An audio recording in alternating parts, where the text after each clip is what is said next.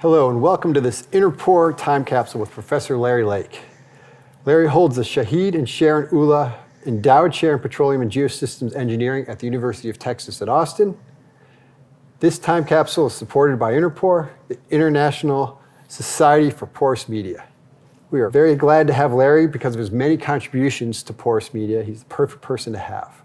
I'm David DiCarlo, Associate Professor here at the University of Texas at Austin, and I'll be interviewing for Larry today in today's time capsule.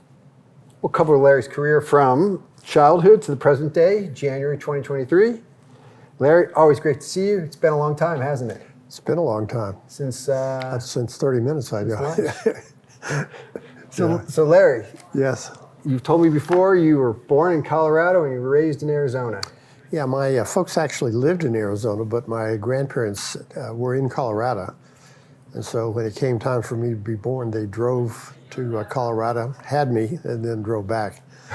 So it's one of the small regrets of my life because I identify with Arizona so much, but I was not born there. So. And how was your childhood in Arizona? Oh, it was wonderful. I'm sure everybody thinks of their childhood as being idyllic, but it definitely was wonderful. Of course, it's hot. We were in the Phoenix area, and very dry, and no air conditioning. But somehow we managed. Right.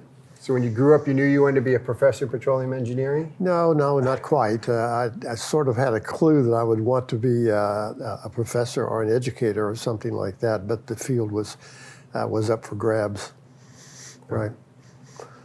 But you went to college? I did. I went to Arizona State, mostly because it was fairly close to home, and went to majored in chemical engineering because I was pretty good in math and I was pretty good in chemistry, so it seemed like a good match. And then after that, I went to graduate school at Rice, and here I find myself in Texas after all these many years. So it's good. Well, Rice was in Texas too, right? Yes, indeed. Right. So you chose Rice because it was nice and warm? Oh gosh, I'm being a little frivolous here, but I definitely decided early on I was a warm weather person. So I just envisioned a line through Dallas, a horizontal line, and I said I'd like to go to the best graduate school south of that line. And then of course I got financial aid, and that was good too. So I went to Rice. And of course you worked on porous media then. Did not. I went to Rice and did my PhD work on biomedical engineering. I worked on heart tissue. And what got you into porous media? Well, when it came time to graduate, and we were looking for jobs, and I basically interviewed and got a job at Shell, which was probably the world's shortest interview trip, maybe 1.5 miles. From Rice? From Rice, yes, from my apartment, which was halfway between Rice and Shell. And it was just pure serendipity because I really expected them to be in the chemical business, and they were not. It took me several weeks there to realize that there were no distillation columns, there were no separating units and things like that. But it was good. I think I did a much better choice than people that actually went to that area. And I know that because a few years previously I had worked for Dow Chemical in a chemical plant outside of Freeport. And so I know what they did. Yeah. And the job that I had at Shell was excellent. The subject matter was excellent. The people I worked with are excellent. And the degree of technical expertise was excellent too. So it was just really good. A lot of people at Shell are the big grandfathers. Oh gosh, yes. There were so many people at Shell that wound up to be mentors to me, and I have started compiling Shell stories just to sort of illustrate what it was like, and I could give you some, but we probably need to spend on some other things. So it's probably just as well. And so, but you're not at Shell now. You haven't been at Shell for a while. Why did you want to leave Shell? I spent 5 years there, and I think anybody that's ever gotten a PhD has aspirations to teach at least a little bit. And facetiously, I'll say the aspirations comes from sitting through a class that was not very good, and you thinking, "Gosh, I can do better than that guy." And so there I was. The other thing was the offer was very good. I was offered just a few $100s per year, the same as what I was making at Shell. And that seemed like that would never come around again, so I took it. And you wanted to work on something more applied. Well, I actually wanted to work on, I just wanted to teach, basically. Okay. Okay. And so it was, who brought you to University of Texas again? It was I was hired into UT by a guy named Bob Schechter. Bob Schechter. He's deceased now, but he was an excellent guy. You know him, so he was quite a scientist and also personally a very a very nice person. Now, the funny thing was that I was hired, and it took several months before I actually got here. And by the time I got here, he was not chairman anymore. In fact, he had had a heart attack and was back in Houston in the heart hospital there. And so there was a different chairman, even though he was still on the faculty. So, but then you were really working in porous media. You're really working in. I had worked in porous media at Shell, and this definitely continued. At Shell, I worked on enhanced oil recovery. We thought that was going to solve the energy crisis. The energy crisis for you young people is, back then, was that we were running out of oil. That seems kind of odd, doesn't it?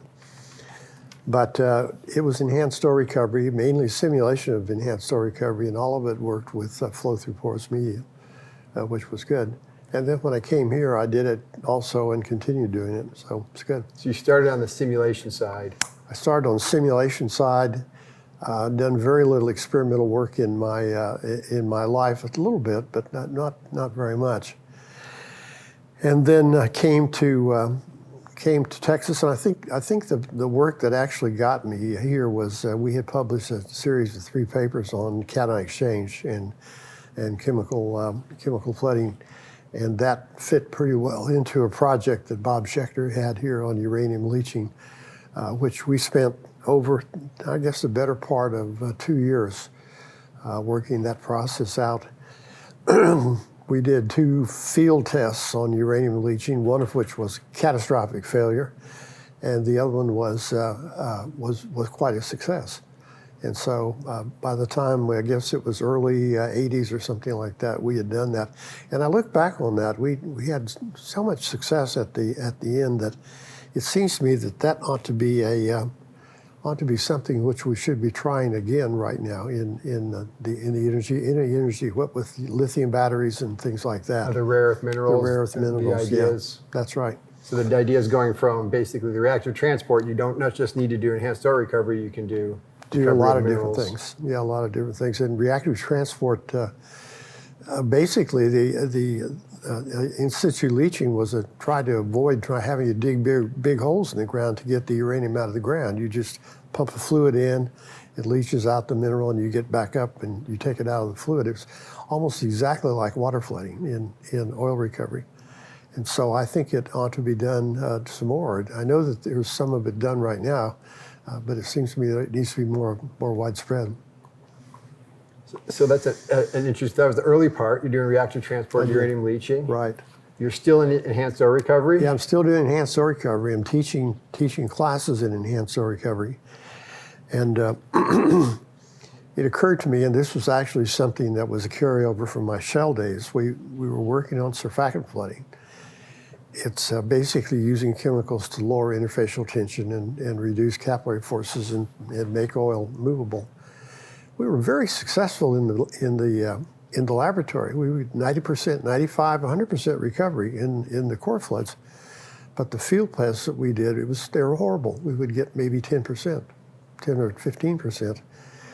And it came to me that the reason we were so horrible is because the reservoir was far more complicated than we knew them to be. Actually, we learned some of that in uranium leaching also. And so in addition to uranium leaching, I began to promote the idea of reservoir characterization as a research topic. I got a couple of Department of Energy grants, got a co-worker in geology, Gary Kasirik, which should get a lot of credit for this work, and on we went, trying to characterize reservoirs. It was good. So you again went from the doing biological engineering, then you were doing work on enhanced oil recovery, and now you're in reservoir characterization, EOR, and then I think you've told me before about a big project you had in the national park. Oh yeah, well for one thing, I don't think that I don't think I've ever left enhanced oil recovery. It's just that reservoir characterization became a much bigger part of VOR than it was now. This project we had was on an aeolian sand outside of Page, Arizona, my home state, about a mile and a half from Glen Canyon Dam. And Gary knew, he was an aeolian sand expert, and he knew this outcrop there that would be a good place to study. There's a picture of it in the slide pack that I sent you. It was about a mile and a half from the dam and about 2 miles from the visitor center. No vegetation to speak of. Every part of that outcrop was accessible. And so over the course, I think of about 3 years, we mapped that outcrop, we characterized it every way possible. We developed a instrument that would allow you to measure permeability on the outcrop with a kind of a backpack mounted apparatus called a mini permeameter. We got a patent on that when he was at the University of Texas. And so we used that to characterize the outcrop, not just from the standpoint of geology, but from the standpoint of fluid flow. I like to think, it's probably not true, geologists have been doing outcrop studies for years, but I like to think that was the first engineering outcrop study. So we mapped everything, the faces, the sides, everything about 3 dimensions. Yeah. And then through Gary's contacts, we managed to get Amoco to pay for a core that was drilled on the top of the outcrop. We couldn't drive a truck up there since it was in... You're allowed to take things out of the national park? Oh, gosh, no. In fact, there was a Park Service guy on site with us every day, watching what we were doing. Isn't core part of... Taking something out of the national park? You can't... Yeah, that's true. I think we got permission on that one first. But we had to helicopter the rig up to the top of the outcrop to take the core. And it was amazing to me exactly how they did that. They took like 25 trips of the helicopter to get from the bottom all the way to the top, and you'll never guess how long that it took. About 20 minutes. Really? Oh, they got with it. Oh, they're fast. So we got to see inside the core too, not inside the outcrop, not just on the outside. So it was quite an endeavor. The first engineering outcrop study. Excellent. I think that was good. And then we finished it up a year later. One of the students, Mark Chandler, because we felt we had characterized that outcrop pretty well. And then we got to thinking, well, maybe it's just that outcrop that we characterized. What about other aeolian sands? And he took the mini permeameter, and I should acknowledge David Goggins' role in the mini permeameter development.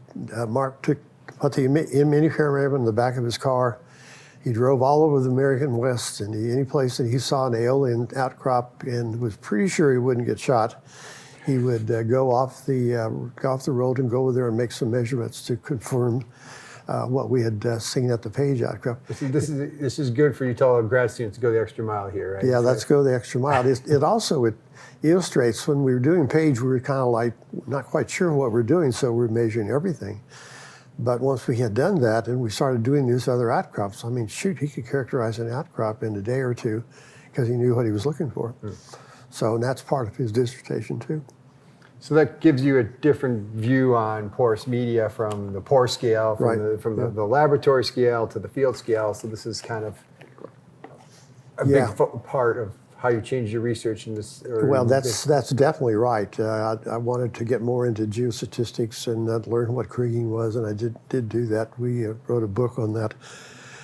It is also something I have to remind myself a lot that when we say the geology, we really do mean all scales. There's a lot of geology in the pore level characterization, but this was more in the outcrop level. In the bed level. I think the outcrop was maybe, I'd say 150 feet or so high, things like that, which is much bigger than the core, but... can't really fit that in the lab. No, can't fit in that lab, but you can, it's smaller than a field too. Right. So there was still some ways to go. I've kind of become convinced that the central problem of what we're doing, maybe of what everybody is doing, is scaling up. Right. It's trying to take what you can measure on one scale and see how they apply to other scales. So that was good. So you mentioned a book on geostatistics. I did. Yeah, I think what I'm most proud of was the '89 book on enhanced oil recovery. That's the book where I first heard of you. Indeed. And that was a sole author book. It took about 5 years to do that. If I had to give anybody advice on how to write a book, is that don't be in a hurry. Just go slow. But just keep going. Just keep going. And that book was '89 book, and myself, and it's hard to imagine now that enhanced oil recovery was as hot as it was back then. But there were several people that wanted to publish that book, and so I finally settled with Prentice Hall. There's a competition among publishers. There was. I had at least one other publisher that I was seriously considering before I went on. Now, it's funny, we never did solve the energy crisis because something else took its place. Basically, we're doing unconventional recovery now, using fractured reservoir, fractured wells and horizontal drilling. It's very successful. But I still believe that as that technology becomes more mature, we're going to see more enhanced oil recovery on those sort of reservoirs also. So in this context, reservoir engineering has been a big part of your career. Yeah. And in particular, trying to understand the reservoir and just basically from the output. Yeah. Can you tell me something about, I think we've talked about a capacitive resistance model? Oh, yeah. Well, that's it's sort of the maturation of your thoughts. What was it? Somebody said when you're young, see if I can remember that. Your thoughts are your ideas are complicated and naive, and as you finally get to a senior age, your ideas become sophisticated and simple. And so I'm kind of moving in that direction. And I had noticed that for all the money that the oil industry spends, and I should have said when we went through the geostatistics phase and the uranium leaching phase, I actually got a pretty healthy dose of kind of groundwater flow and hydrology and things like that. But it was enhanced oil recovery that got me where I am. And so I forgot what I was saying, what I was going there. Say again what you're saying. So just capacitive resistance. Oh, yeah. Just different ways to look at a reservoir. So we would, I mean, they gather millions of dollars worth of data on reservoirs. Most of the money that's spent on a new reservoir is spent before you have enough data to actually do a good job of understanding it. But in my office at Shell, there was a book, which was in the office. I inherited it. And on the top shelf, there was a book that had core data from the 50 wells that were in this field. I never looked at it. And I got to looking at other people. They had data everywhere that they never really looked at. And at the same time, I began to do a fair amount of consulting work here in town. And I realized that usually particularly an independent operator will either not have or not know that he has or lost all the data that they have, which was probably insufficient to begin with. But the thing they always had was rates. The production data. Production rates, injection and production rate if it was a water flood. And so it occurred to me, and this is something called the capacitance resistance model, or just CRM, okay? And it's said that because it's directly analogous to a capacitor resistor network in electrical engineering. And we could, by using simple mathematics, we could basically understand a field, the flow properties of the field and the characteristic properties of the field.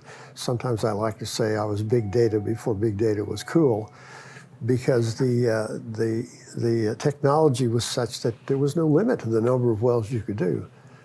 You could run it, and it almost always worked. It almost gave you insights to the field, and we've been doing for coming up on 15 years now, and that actually is a pretty significant achievement, I think, too. And it's caught on around the industry. We still try to do CRM. We still try to do it, but other people are doing it now too. Excellent. So good. So what was your favorite part? Am I missing anything of your scientific? Have I skipped over anything? I know there's more books in enhanced oil recovery, several other books. Yeah, there was, when I wrote the book, there was hardly any. There was just one or two books, but they tended to be cut and paste jobs. And so I really wanted something to I could use in the class, and particularly a graduate class. So I wrote that book at a graduate level. I tried to write that book at a graduate level. And then that was in 1989, and then a few years later, in 2014, I picked up 3 co-authors, and we reissued it. I think the second book, as you pointed out, is probably not as good as the first book, because that seems to be characteristic of second editions.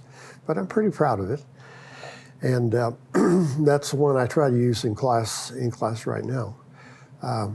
I wanted to learn about geostatistics from the reservoir characterization, and so I and Jerry Jensen, David Goggin, and Pat Corbett wrote a book on geostatistics. Since we worked on uranium leaching, that led us to geochemistry. And I and Al Araki and Steve Bryant wrote a book on geochemistry and flow. Back to your roots in some sense. Yeah, back to roots in some sense. And it was, geochemistry is an enormous field, but this was basically the flowing geochemistry, and that's not quite as enormous as some of the rest is. And then about 6 or 7 years later, Mark Walsh and I wrote a book on primary oil recovery, which has been pretty well circulated. So I think those are all singular achievements. I really think the geochemistry book was the best one, to tell you the truth, and because I had more control over that than the others. So to this end, I guess, what's your favorite part of working in the field for so many years? Well, it's the people. I know I knew nothing about it whatsoever when I came in, but there's just a lot of very smart, very honest, very hardworking people that are in this business, and either by contact with them at conferences, or by teaching them in short courses, or by having them in class. And as you know yourself, probably the most satisfactory part, most satisfaction I get from the job is running into these folks at alumni reunions and at conferences and things like that. I've been here 40 years, so you get to have a lot of people in class, and so having those people and remembering them is really a great source of satisfaction. Yeah, and they come and they put you on, they take you on trips on their yachts. Is that they do. You're going on a yacht trip every weekend? We take to British Virgin Island. We go on the yachts. We go on a private plane to the Dallas Cowboy games, which we've done, Yes, right? We have done that. Yeah. He says, he picks me up in Austin. I says, well, who is your daughter? He says, well, we got to go to Midland and pick him up before we go to Dallas. I said, really? Anyhow, that was really good. So yeah, it's the people that I've met that really are the source of satisfaction. So for young people in the audience, any advice on their careers? Or Yeah, I am going to give this advice, and I'm going to tell you that it's not far from the advice I would have given 40 years ago, because we have been going out of business since 1909. Oh, no fooling. The oil business is on its last legs. And something always happens, so that's not quite true, okay? And the current threat, the threat I mentioned before was running out of oil. The second threat was too cheap of oil. A lot of people get laid off, and the current threat is basically energy transition, which I think should be called energy diversification, because we're basically going to be using more sources of energy, not necessarily anything less on the oil and gas front. So I'd say people, it's a very interesting field, and I wouldn't be afraid to go to it at all. I facetiously tell the students that if you start seeing a solar-powered jetliner, probably you need to worry. You should think about other things. Or But they probably use some sort of fuel cell or something else with porous media with that yes, too, well, right? in fact, that's possible, because Go back to the chemical engineering. In fact, a lot of the minerals that have to be used in those sort of things are back to the uranium leaching days. It could be amenable to that sort of technology too. Excellent. So it's still a good field. Well, I think you've answered all my questions today. Larry, Okay. do you have any other things you would like to add? Well, sure. You have the camera. I do have a camera. I mean, I've had a good career at the University of Texas. I've met some very smart and some very nice people, good colleagues. And I just feel like serendipity has done me well. And please don't forget to change jobs, okay? Yeah. Okay? You don't have to stay where you're at. You can always find things. Don't hesitate to save jobs. It's everything looks right. And so now, those classes you saw that were taught poorly, are they taught better now, or did you do? I would like to say that they were, but I'm not quite sure I was quite as good at it as I thought I would be. So, I mean, there are high points, but there are some low points too. So. Not everything is easy all the time. No, not everything is easy. It's not so much that it's not hard to give it's not difficult to give say 1 or 2 lectures, but when you have to do it 3 times a week for a whole semester, it begins to be quite, well, I often liken it to a newspaper job where you have to come up with an editorial every, twice a week. And that becomes difficult. In fact, if you've taught for a few years, you start to use the same material, and then you start to become not such a good teacher. So it's kind of a struggle to keep going. Well, thanks again, Larry. Okay. Well, thank you, David. And thank you for Interpor for putting this together and for inviting Larry. He's a wonderful colleague, and he makes me very happy with the University of Texas with Larry. Good. Thank you, David. Thank you.